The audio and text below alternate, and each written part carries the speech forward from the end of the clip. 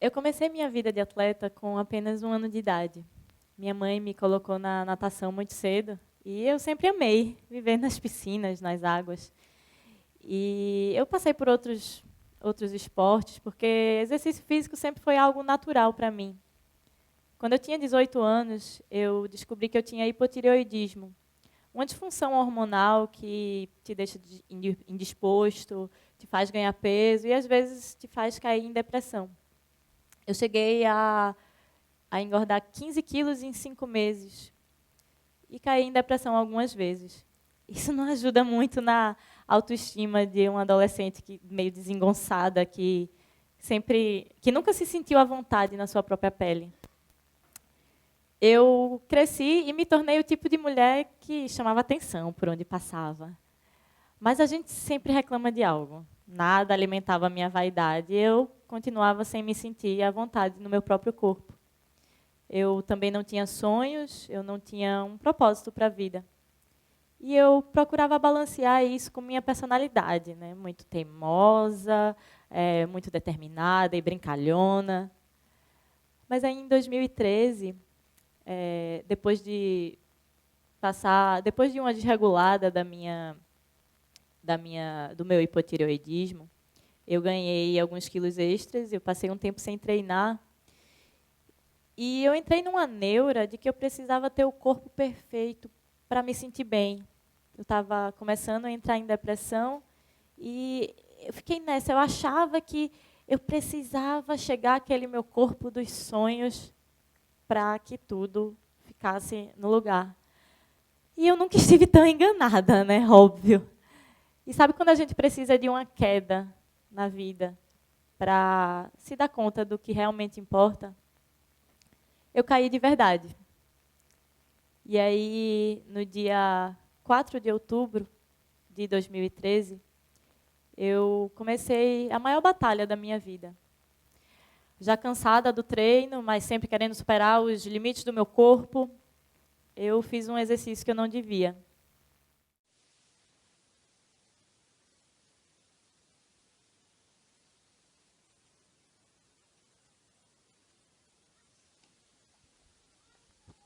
Nessa hora, eu bati o braço e a cabeça num caixote de madeira que estava embaixo de mim e caí sentada. Eu tentava me levantar e eu não conseguia. A dor começou a tomar conta do meu corpo e tudo começou a queimar mesmo por dentro. Mas eu não sentia minhas pernas. Eu tentava não me desesperar, eu tentava manter a calma, eu não chorava, mas eu sabia que alguma coisa estava errada. Era uma dor que eu nunca pensei que pudesse existir. Após passar por 2 hospitais e alguns médicos diferentes, o prognóstico não foi dos melhores. Eu havia sofrido uma fratura de explosão na região lombar da minha coluna. E essa fratura quebrou a vértebra L1 em diversos pedaços e a tirou do eixo, deixando a medula em menos de 50%. E como todo mundo sabe, é a medula que controla todo o funcionamento e movimentação do corpo. Eu fiquei paralisada da cintura para baixo. Eu havia ficado paraplégica e, pela gravidade da lesão, os médicos todos foram unânimes em dizer que eu nunca mais andaria. Eles disseram isso para mim. E, a essa altura, eu já não mexia meu tronco, estava difícil de levantar os braços, doía para mexer a cabeça.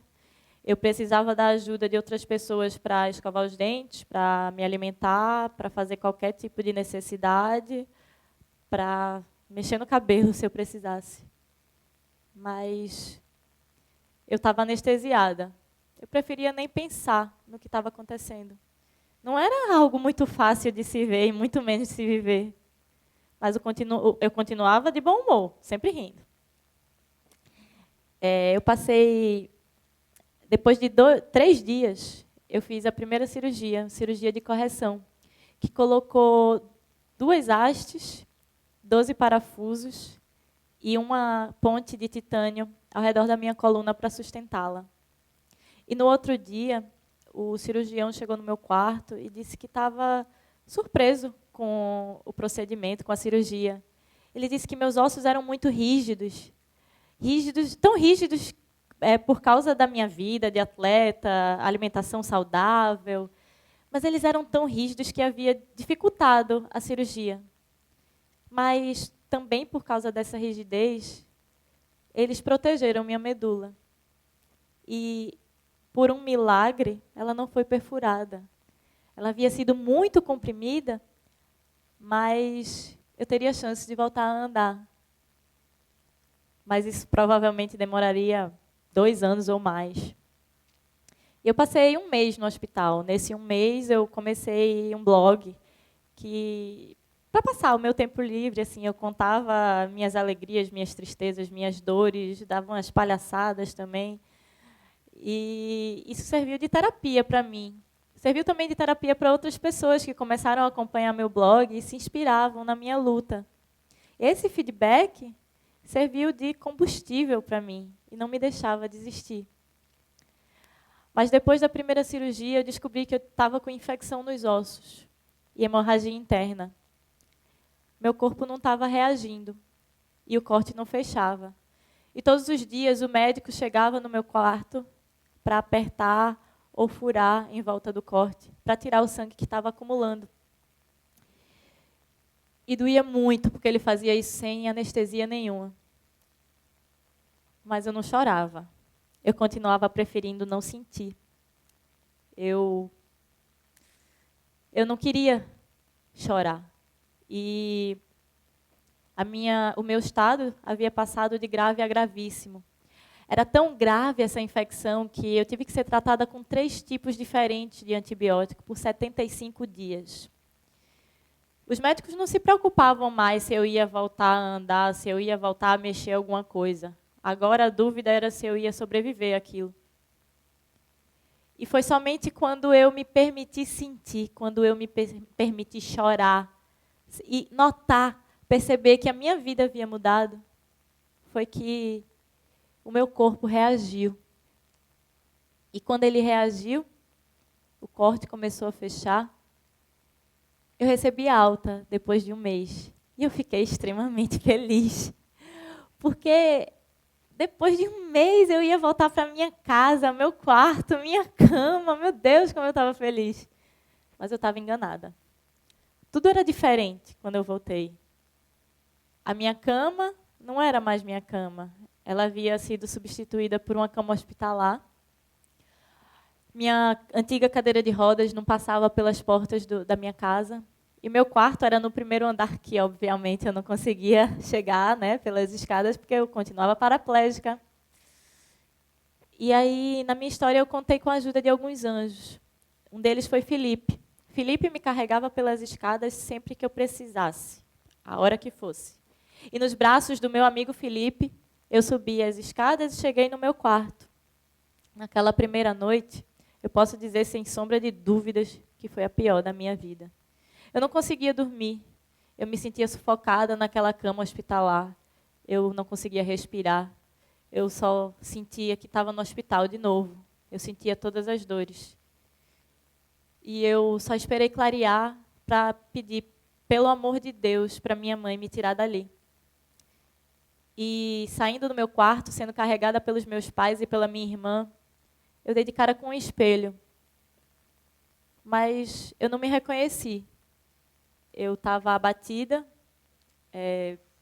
provavelmente 1 mês sem dormir direito, dias sem um banho, e ali caiu a ficha de verdade. Ali eu genuinamente pensei que era melhor morrer do que fazer a minha família passar por aquilo. E ali eu me dei conta que a Gena que eu conhecia, ela morreu naquela queda de 4 de outubro. E eu só renasci 2 dias depois dessa alta. Depois da visita de mais um anjo da minha história. Serginho, o fisioterapeuta que me ensinou a mentalizar o movimento que eu queria. E de tanto tentar, E depois de muito tentar, eu consegui, pela primeira vez, movimentos voluntários nos meus dedos do pé.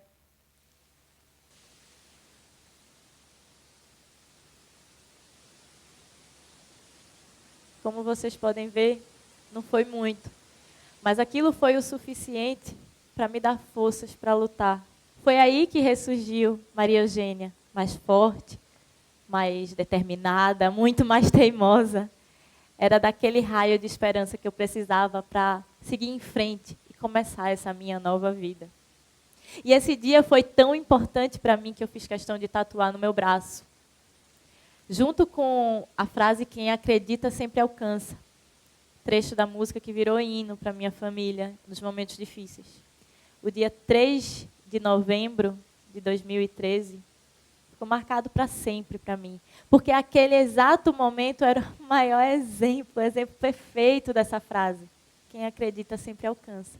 E aí, de tanto querer, de tanto sonhar, a nova Maria Eugênia, depois de terem dito que ela nunca mais voltaria a andar, ela levantou da sua cadeira, arrastando seus pés pelo chão,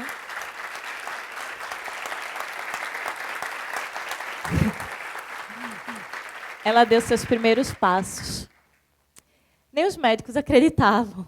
O meu médico, o meu cirurgião, aquele que disse que eu tinha chance de voltar a andar, a primeira vez que eu entrei no consultório dele, com um andador, ele olhou para mim incrédulo e disse: "Não era para você estar assim." Mas eu me esforçava o máximo possível, todos os dias, para surpreender a todos e principalmente a mim. Ao mesmo tempo que isso acontecia, eu travava uma batalha muito grande com a minha mente, para aceitar toda aquela reviravolta que tinha acontecido na minha vida. Eu me incomodava com os comentários quando eu saía, eu me incomodava com os olhares, eu me incomodava com a vida sobre uma cadeira de rodas, eu me incomodava com a vaidade que eu havia perdido. O meu cabelo, que era na cintura, caiu bastante e eu tive que cortar na altura do ombro, porque estava enganchando no curativo. As minhas pernas, antes grossas e musculosas, agora finas, atrofiadas e flácidas, só pele e osso. A minha cicatriz, a primeira vez que eu vi minha cicatriz no espelho, aquele mesmo espelho da primeira noite, eu tive um ataque de pânico. Ela era horrível. Eu achava que eu não aceitava a minha aparência porque eu acreditava que a sociedade não aceitava ela. Mais uma vez eu estava enganada. E aí, eu comecei com um anjo, em forma de psicóloga, Natália, a terapia que me trouxe o processo de aceitação. Eu tive que parar de tentar encontrar um sentido naquilo tudo, porque eu não iria encontrar nunca. Eu tive que enxergar a pessoa que eu havia me tornado. Eu estava muito mais forte, eu havia aprendido o real valor da vida, eu estava mais amorosa, mais próxima da minha família, eu tinha descoberto que eu tinha muito mais amigos do que eu pensava que estavam sempre do meu lado. Eu havia me tornado exemplo para tanta gente que via a minha luta e via como eu havia encarado tudo aquilo de peito aberto. A única coisa que me incomodava era a memória da queda. Aquele momento me marcou. Mas eu fiz uma promessa e cumpri. Eu fiz uma promessa a mim mesma. Quando eu fiz 1 ano do acidente, eu comemorei com uma caminhada que eu chamei de meu primeiro quilômetro, de tantos que eu percorreria.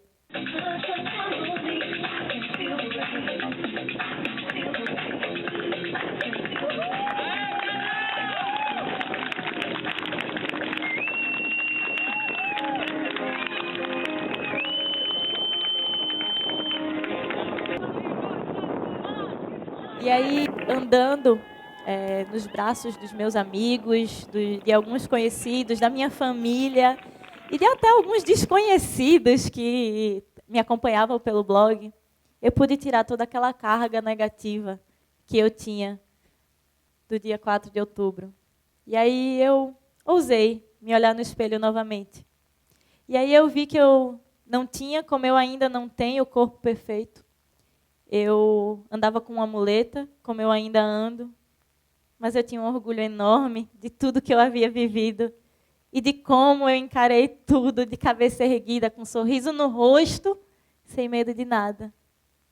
E aí, eu pude ver que eu aceitava essa Gena do espelho. Eu me achava linda. E eu pude ver isso mais ainda com a ajuda de um outro anjo chamado Carolina, que fez um ensaio, teve que fazer um ensaio sensual, para me mostrar que eu não deixei de ser linda com tudo que me aconteceu. Pelo contrário, eu me acho ainda mais bonita hoje. E a minha cicatriz virou o maior troféu que eu podia ter ganho na vida. Eu aprendi mais em 3 anos de luta contra a lesão medular do que em 27, sem nenhuma deficiência.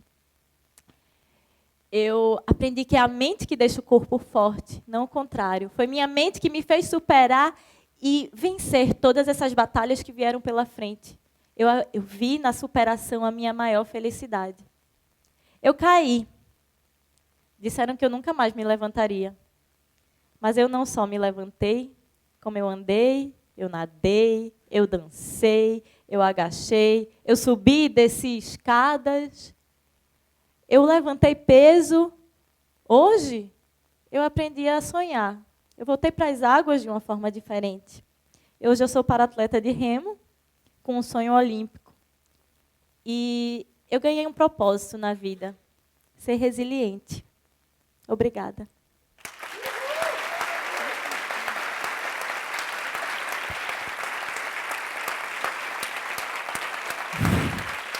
Obrigada.